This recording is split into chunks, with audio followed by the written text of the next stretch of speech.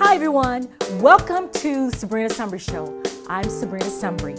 On this show, we are going to talk to a celebrity from this area. I don't want to waste your time, so take a look at this. Phoenix City, Russell County, Lee County, please welcome to the show celebrity basketball player Rodney Cooper and his mom, Mrs. Cooper. Rodney, welcome to the show and thank you for being here. No problem. Thanks for having me. Mrs. Cooper, thank you for being here. Welcome to the show. Thank you. We're going to start chatting with you first, Mrs. Cooper. Is that okay? Okay, that's fine. Because we want you to take us all the way back to the beginning with Rodney. Okay. Who introduced Rodney to, who introduced him to basketball or ball in general? Okay, well, Rodney would go around in the neighborhood, and the guys were playing, and he would stand up and watch them play. And then when his sister was playing ball, he would go to the school. I would take him to the school, and any games that he had that he would get for Christmas, they would be basketball games.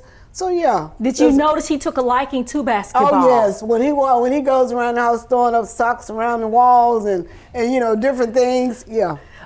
Were there any other people that played sports in your family? Okay, well I had my daughter played, my husband played, his daddy played, his uncles played, and my brother played. You know, well my brother played too. So all of them was like they played, but it was he was older. I mean, he was younger then. He was real young then. Yeah, but he saw his sisters play a lot. What advice would you give Rodney when he was growing up? Any example of word of advice you would give him? Okay, I would tell him whatever you do the best you can. Be good at it. Be good at whatever you do. Yes. Did he listen? Oh yes. Obviously. Oh yes. It's gotten him a long ways. Yes. Rodney, let's talk with you. Okay. What are some of your earliest memories of playing basketball? Well, I actually have a funny early memory about myself. When I was younger, I used to always carry a basketball with me in my book bag, have my Powerade and water in there. So I had came encounter with the dog. So we stood and looked at each other, and then he started growling.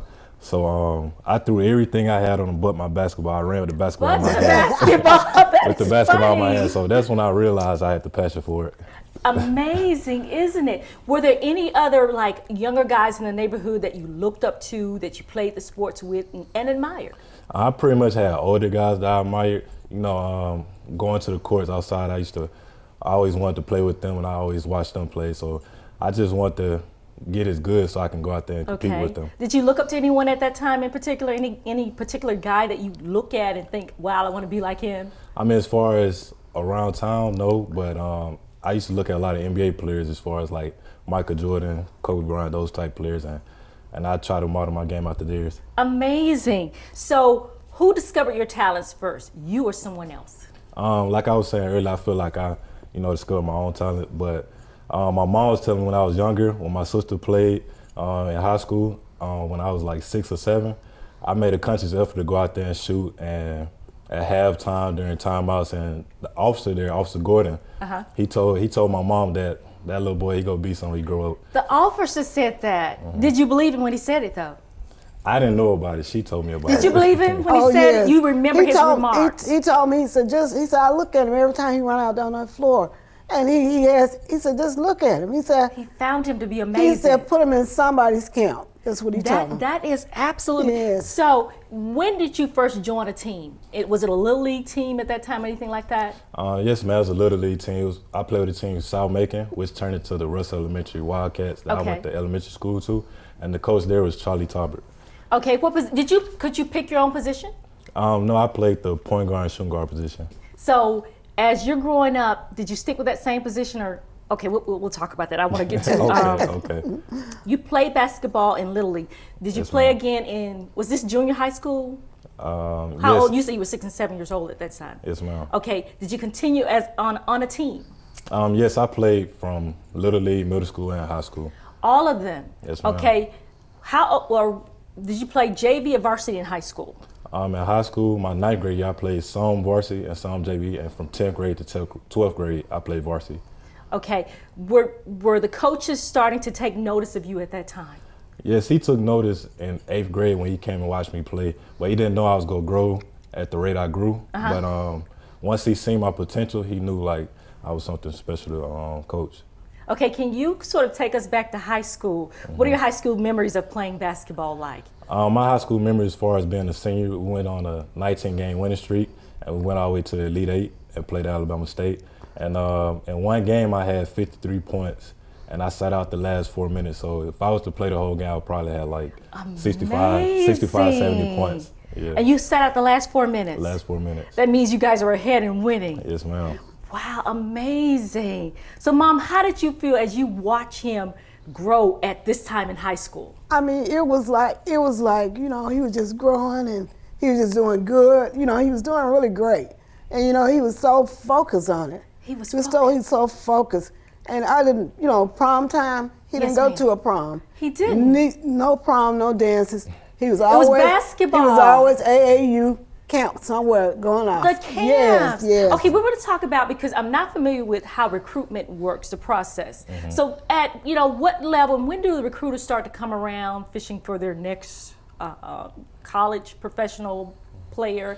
What happens with that? Well, I got discovered around my 10th grade year when I played my AAU team. It's a Nike basketball travel team, and the coach there was Coach Cortez Harris. And we used to go out to a lot of exposure camps, exposure tournaments, and the coaches will be there at those games. So that's when I first got noticed in 10th grade. 10th grade year. Yes, ma'am. So are you thinking, was the coach, was he already a part of any other school or college or anything? He's from Montgomery, and they in cahoots with Alabama State. Like that's where we got our meals and stuff from. But he was always a travel basketball coach. So he found me, and I appreciate him for that. Amazing. So when you get to your 10th grade, not 10th grade, your senior year, and you are ready to go off to college. Yes, ma'am. Do you know what college you want to attend at that time? I went in the early signing period. I signed early. You signed early? Yes, ma'am. I signed at the beginning of my senior year. At the beginning of your senior year? Yes, ma'am. You knew this is where you wanted to go. Oh, okay, first of all, let the viewers know, what school did you accept your offer? I went to the University of Alabama, and I had multiple Division I offers. So I put myself in a position to where I could choose whichever school I wanted to go to. Amazing. So University of Alabama was your choice? Yes, ma'am. What example, or maybe one other choice you may have had along with that? It was Arkansas, between Alabama, Arkansas, and Georgia. We're certainly glad you stayed here, you know, in Alabama. This is our hometown, and then I guess Mama could go and see you. Yeah, so did you attend any of those games, Mom? I attended every game except one. All the games? Yes, home games, I was there. And you know, it was like, okay, I could watch it on TV, but I had to be there. You had to be there. I had to be there. Let me ask you this. Were there special seatings for parents? Oh, yeah. Really? See, because I'm not familiar with it. Yes, we had a special seating. You had a special seating? Did you have to arrive at a certain time? And no, he would put your name down. Rodney would put your name down, and you would have your seat. I mean, when you would choose, So was it a good view from where you sat? Oh, yes. And what do you think when you heard all of these people cheering for your son, Rodney Cooper? Oh, it's amazing. It's amazing. And coming from the small school that he came from, it was really amazing. I mean, and it just, you know, it just helped him on. It kept going. It kept going, yes. Let me ask, Rodney, in college, okay, when you first decide, okay, I'm going to the University of Alabama, yes, what's the process then? I mean, when you arrive, what do you do? Well, we get there in the summer. Okay. And it's, you know, it challenges you mentally and physically. Like, our day starts at 5 a.m. when we doing oh my goodness, it's like military time. Yeah, preseason conditioning. And our day ends around 9:30, 10 o'clock when we leave from study hall. So it's a pretty busy schedule, but you know, it's a joy to, you know, go through. Really? And I had a question do the athletes live in separate facilities apart from the whole student body?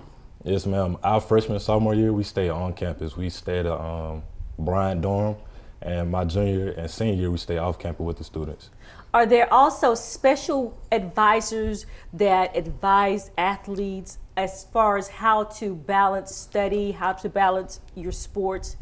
Yes, ma'am. We have academic advisors to where they make sure we prepare, you know, for our test, and making sure we get our work done before we go on the road for the road games, and making sure we're in class on time. So yeah, they make sure, because you don't want to get in trouble with the coach. That's right. So when you're traveling, What are some of the other schools you play? Because I'm not familiar. I'm sure it's some sort of division type schools. Does that mean you play all the colleges in the South or certain divisions of schools? See, I'm not very familiar with this. Yes, like all SEC schools, as far as Auburn, Arkansas, Georgia, Kentucky, Florida, those type schools. And in the preseason, you play schools outside our conference. So we played UCLA, we played Maryland, like all types of schools. It's amazing. It is amazing. So what were you thinking about yourself that here I am from Alabama, God has placed me with all these other athletes.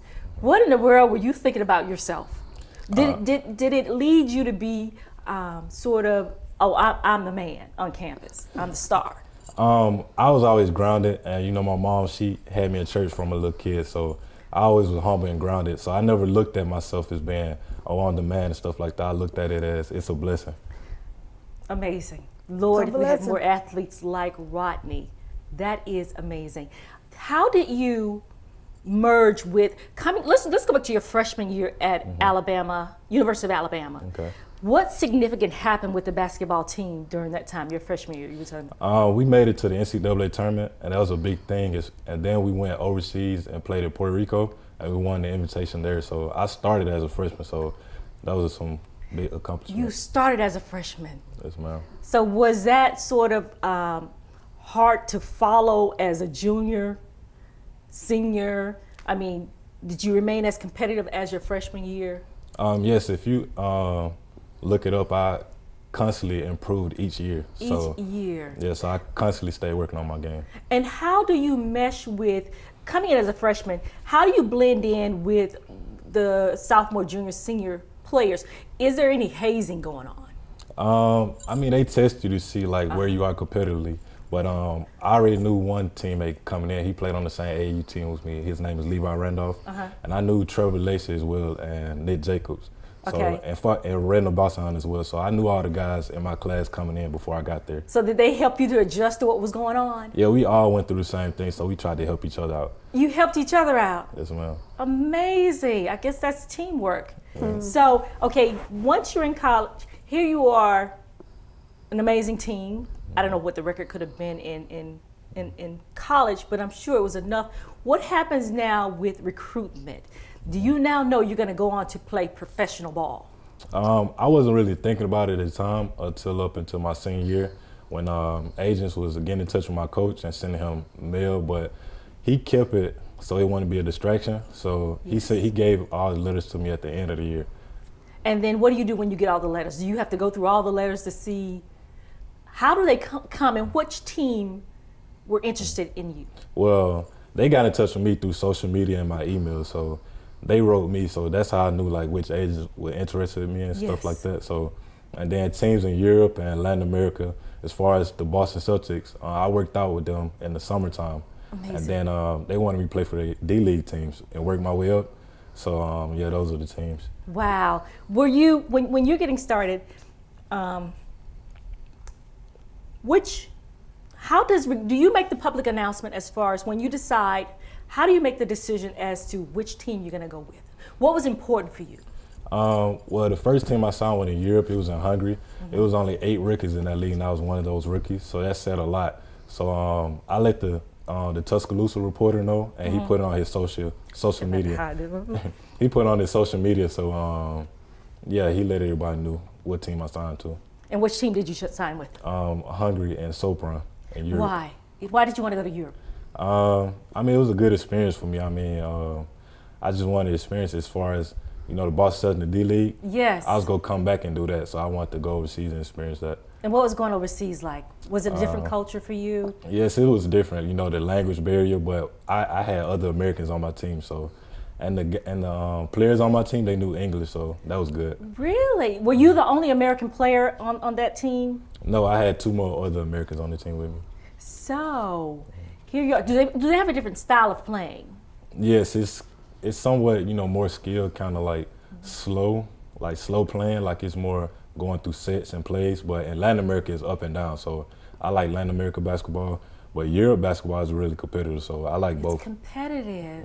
So did you meet anyone else who was probably from Alabama or even your hometown while you were playing overseas? Overseas, no. But when I played with the Boston Celtics D-League team, it was a couple of Alabama fans up there that worked at the doctor's office where we had to go through our tests. So yes. So were they familiar with where you were from? When they seen my Alabama jacket, they was like, "Oh, okay, like I'm an Alabama fan." Okay, yeah. Wonderful. Yeah. So, Mom, so while he is gearing up to go overseas, could you make any trips overseas to watch him play at that time? No, because what it was like, you know, he goes, he plays, and then he come back.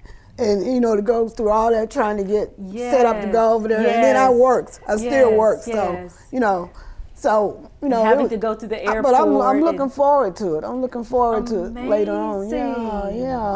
Yeah. So, Rodney, I want to sit here and ask you. You know what? I'm just all over the place right now. That's okay. Were you ever starstruck? Like I said, when I played AAU basketball, I was constantly seeing professionals, you know, walking around the gym. So I can't remember exactly what player I saw that I was starstruck because it started getting normal to me. When I went to the Boston Celtics and seen all the NBA players, you know, it was a humble experience for me. What player that we may be familiar with that you saw? Isaiah Thomas. Really? Yeah. Legend, isn't he? Yeah. Did you get to shake his hand or say hi? Yeah. Also, when I went to the Boston Celtics, when I worked out for him, I saw Danny Ainge. So I'm not very familiar, but I'm sure some of our viewers are familiar with and him. Larry Bird as well. So I saw I'm familiar with that name. Amazing. So did you get to shake their hand? Yeah, I shook all their hands, the GMs and everybody. So yeah. What did that feel like to be there? Was it an out-of-body experience? Like, Lord, I'm here with all these great people. What did it feel like? What do you think it said about you being there with all the greats? I mean, coming from a small town, you know, it's a blessing. It's very humbling. Yes. And like, you know, getting flown first class and on the business class or whatever. Amazing. And then getting there and seeing the facility and everything. And the coach there, Brad Stevens, he recruited me in high school. So he was at Butler University. And he wanted me to come there. When I talked with him, he says a small world how it comes back around like that. Absolutely. How were you, or let me ask you this way, how did you prepare for fame and fortune? Well, I look at it as like every time I train, my family is my motivation. So I keep that in the back of my mind to, you know, work as hard as I possibly can. Amazing. Mom, do you prepare for fame and fortune? I just want him to be good. You just want him to be good. And do the thing that he wants to do and make good of his life. Amazing. I mean, it's not, you know. So do all the extended cousins come out knocking at the door for the tickets? Or I mean, that happens. You know, that happens? Yeah. And what do you do when they're knocking at your door and say, hey, remember me, Rodney? Okay. I mean, I just give them a smile and laugh it off and stuff like that. So, that's amazing. Yeah. So, Rodney, can you tell the viewers about what maybe your future plans are as far as playing basketball? What's next for you? Right now I'm training day to day, and my agent, he is in talks with a team in Australia, so we're close to signing that deal. So after I play there and come back in mid-August, and it goes steadily come in as far as like options and opportunities. What do you tell some young man who's watching you now and wants to be where you are? I mean, first of all, like throughout their success and, you know, what they're learning in life, you know, to always acknowledge God.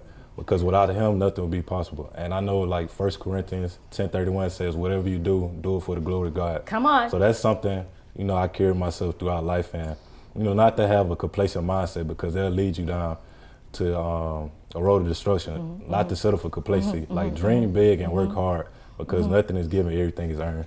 Everything is earned. Mom, you're watching him go from one level to the next. What do you think about this wonderful person God has allowed you to steward over? Well, it just gives you chills, you know, to think that he has grown up. This is a product of you. Yes, yes. Amazing, isn't it? And you and his dad. Let me bring Daddy in there. Daddy had a part of something to do with that. Yeah, but it's just amazing. It's just amazing. He has grown. He has really grown. He's not only physically, but maybe mentally and spiritually as well. Exactly, exactly. And then we pray, you know, we have men in our church that has helped him, has talked to him. People on the outside has talked to him. So everybody try to motivate him. Yeah. So what good advice have they given you? Pretty much like, don't take nothing for granted, and always, you know, put God as your forefront of your life. So those two things. Amazing. And as well, like, what I go with, I say when dealing with adversity, two things come from a lesson and blessing. Like, don't get too down or too low, stay even keel. Stay even keel. Yes, ma'am. Okay, that's a word. You guys heard it here. That is a word. When you're not playing basketball, what are you doing? Well, I'm a chill guy, like go to the movies. I'm really good at shooting pool. So, Really? Yeah. Okay. Not swimming, not in the pool, because I can't swim. Okay, so, but yeah, pool yeah, type shooting pool, pool. Yeah, I like to shoot pool and bowl and stuff like that. And like, bowl, relax. you're still athletic. Are you as competitive? Yes, I mean, I grew up with youngest of three. My older sister and brother, so competitive was instilled in me. My motivation was to beat them, so that was just always was to instilled beat me. them. Yeah, yes, ma'am. So what's it like for you when you go back to your neighborhood and now people have seen you gone from playing little league, high school, college, professional level? What is that like? I mean, a lot of guys say, who would have known like a kid like me come from Hurstboro, to do things like that, and they proud of me. So that makes me happy, and I know I have to continue working. I'm impressed. We are so enamored by your success, but what is it that we don't know? What sort of burden, what sort of cross did you have to carry to get there? Because see, people see the success and we're like, wow, but we don't know maybe the labor that it took to get you where you are. Like what I told my mama the other day, like everybody sees on the outside looking in, they just see the success and they want that, not knowing the price that it costs to get there. But it takes a lot of hard work. Like some nights, you be stressed out and stuff like that, but you just got to stay focused and keep going because, you see like you were saying, the fame and the fortune and stuff like that, but it's a lot of hard work that goes into that. It's a lot of hard work. And a lot of sacrifices you have to make. A lot of sacrifices. Are there things that you have to miss out on that other kids may be going to the parties or whatever that you have to have discipline to know when not to go? Yes, like my mom told you, I didn't go to prom. So wow. Like I tell kids, I mentor kids and stuff like that. I tell them you have to be different. You can't be like everybody else. You have to, go in your own lane. You can't follow everybody. You can't follow the crowd because if you want to do something that you don't see too many other people doing, you have to set yourself apart. That is wonderful. So what's next again, Rodney? Well, my agent is in talks with the team in Australia, so we're close on signing that deal. You're close on signing a new deal. Yes, ma'am. I'm sure you're going to get it. What do you think, Mom? I know he's going to get it. God didn't bring him this far. To leave him, absolutely. Rodney, are there any final words you'd like to tell people who are, who want your lifestyle? I mean, like I said, I was a humble kid. I was never arrogant. I always, stayed. I had a vision, and I have my bracelet, vision and influence.